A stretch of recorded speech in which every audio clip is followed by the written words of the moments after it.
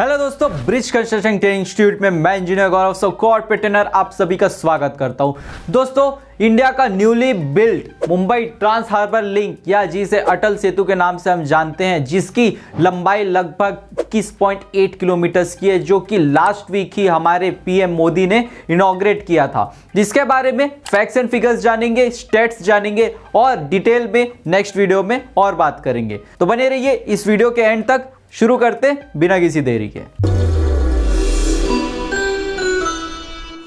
तो दोस्तों, Mumbai trans harbour link की जरूरत क्यों पड़ी? ये हमारा मुंबई से नवी मुंबई को कनेक्ट करता है। अगर हम इसको पहले ट्रैवल करते इसके बिना, तो हमें ऑलमोस्ट 2 से 2.5 घंटे का टाइम लगने वाला था। But Mumbai trans harbour link के आ जाने से अब हमें इसमें सिर्फ 15 मिनट का टाइम लगने वाला है। तो आइए इसके बारे में कुछ फैक्ट्स एंड फिगर जानते हैं।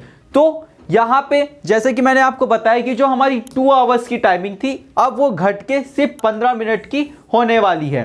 तो इसमें काफी ज्यादा हमारी इकोनॉमी को बूस्ट मिलेगा, साथ ही साथ में जो हमारी कंट्री की ग्रोथ है इसको भी काफी ज्यादा रफ्तार मिलने वाला है। आप सोच सकते हैं हम 2 घंटे से 15 मिनट पे आ गए, मतलब कि अगर आप ओल्ड रूट में कम्यूट करते तो ऑलमोस्ट एक पिक्चर भी कंप्लीट कर सकते थे। इसे बनाया गया है हाई स्ट्रेंथ स्टील की मदद से। इसमें जो ऑलमोस्ट 16.5 किलोमीटर का जो पार्ट है ये स्टील डेक से बना हुआ है, जिसका नाम है OSD, orthotropic steel deck. Orthotropic steel deck use करने का मेन रीजन क्या था? यहाँ पे आप देख सकते हैं 16.5 किलोमीटर का जो हमारा ब्रिज है ये हमारा स्टील डेक से बना है, जिसकी लंबाई लगभग 90 मीटर से लेकर 180 मीटर तक रखी गई है। तो आप सभी को पता है हम जो कंक्रीट के गर्डर्स लॉन्च करते हैं मैक्सिमम 40 to 50 मीटर्स तक ही करते हैं। इसके आगे और इससे बड़ा हम गर्डर नहीं लॉन्च कर पाते, बट ये प्रॉब्लम एलिमिनेट कर देता है हमारा OSD, ऑर्थोट्रॉपिक स्टील डेक। इस चीज को एलिमिनेट कर देता है, जो कि एक जैपनीज टेक्नोलॉजी है, जिसकी मदद से हमने लगभग 180 मीटर लंबाई का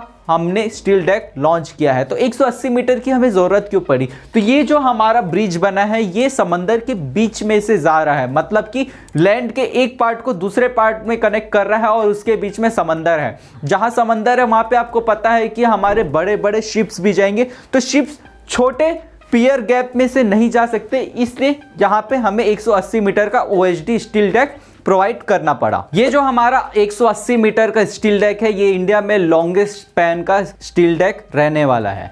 इसके बाद बात कर लेते हैं कि एक्सट्रीम टेस्ट भी पास किया गया। कैसे एक्सट्रीम टेस्ट? ये जैसा मैंने आपको बताया जो हमारा ऑर्थोट्रॉपिक स्टील डेक था ये completely Japan, south Korea, Vietnam की मदद से हमने बनाया है। तो इसे सबसे पहले जापान में बनाया गया, वहां पे इसे फुल्ली कंस्ट्रक्ट किया गया, इसकी फैब्रिकेशन जापान में हुई। उसके बाद में इसका अर्थक्वेक रेजिस्टेंस का टेस्ट हुआ और भी बहुत सारे एक्सट्रीम टेस्ट किए गए, जैसे कि विंड स्पीड की टेस्ट। लगभग ये 150 किलोमीटर की रफ्तार से चलने वाली विंड स्पीड को भी झेल सकता है। तो ऐसे टेस्ट कंडक्ट करने के बाद इसे डिसअसेंबल किया गया, उसे इंडिया में शिप किया गया, इंडिया में वापस इसे असेंबल किया गया और उसके बाद में इसे वहां पे लॉन्च किया गया। तो कुछ इस तरीके के एक्सट्रीम टेस्ट हमारे साउथ कोरिया, जापान और वियतनाम की मदद से ये पॉसिबल हो पाया है। साथ ही साथ मैं आपको बताना चाहूंगा कि इसमें जो कंक्रीट के पार्ट यूज हुए हैं, क्योंकि जो हमारा 16.5 किलोमीटर का पार्ट है जो समंदर के ऊपर है वो तो OSD से बना है। इसके अलावा जो हमारा 5.5 किलोमीटर का है लैंड से कनेक्ट करने वाले पार्ट है दोनों एंड्स में, जिसे सॉलिड कंक्रीट से बनाया गया है। इसके बाद इसमें एक न्यू टेक्नोलॉजी यूज की गई है हमारे फास्टैग या टोलिंग के लिए। जैसे कि आप सभी को पता है सबसे पहले हम टोल बूथ पे पहले कैश दिया करते थे, उसके बाद नई टेक्नोलॉजी आई हमारी फास्टैग, जो हमारा RFID चिप रहता था उसमें से ऑटोमेटिकली पैसे कट जाते थे। अब इसमें एक और न्यू टेक्नोलॉजी यूज आई है, जैसे कि हमारा फास्टैग में काफी ज्यादा हमें टाइम लगता था, हमें वेट करना पड़ता था जब तक हमारे सामने वाले का टोल कट या डिडक्ट नहीं हो जाता था। बट इसमें आपको रुकने की भी जरूरत नहीं है, आपको टोल को बस क्रॉस कर लेना है। इसमें हाई डेफिनेशन कैमरास लगे हुए हैं जो आपके गाड़ी के नंबर्स को रीड कर लेंगे और उस गाड़ी के नंबर से एसोसिएटेड आपके बैंक अकाउंट से वो पैसे डायरेक्टली डिडक्ट होने वाले। इससे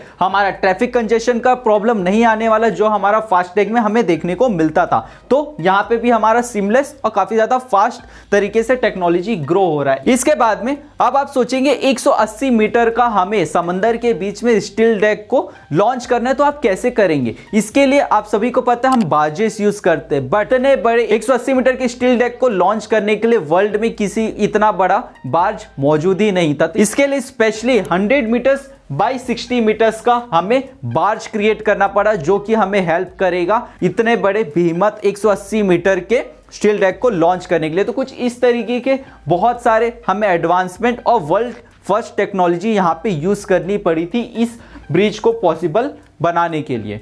इसके बाद लास्ट पॉइंट मैं आपको बताना चाहूंगा कि ये एक इन्वायरमेंटली फ्रेंडली या इको कॉन्शियस तरीके से भी बनाया गया है। जैसे कि मैं आपको बताना चाहूंगा कि इसके जो एक हमारा लेफ्ट पार्ट है ब्रिज का, वहां पे बहुत सारे मैंग्रोव्स उगते हैं। आप सभी को पता है मैंग्रोव्स हमारे इकोलॉजिकल सिस्टम के लिए काफी ज्यादा इंपॉर्टेंट होता है, बिकॉज ये जो हमारा मैंग्रोव्स रहता है ये हमारे सॉइल को होल्ड करके रखता है। इसके साथ साथ बहुत सी ऐसी स्पीशीज है जो हमारे मैंग्रोव्स में पनपती है, अगर उससे हम डिस्ट्रॉय कर देंगे तो हमारे एनवायरनमेंट को काफी ज्यादा अफेक्ट पड़ेगा।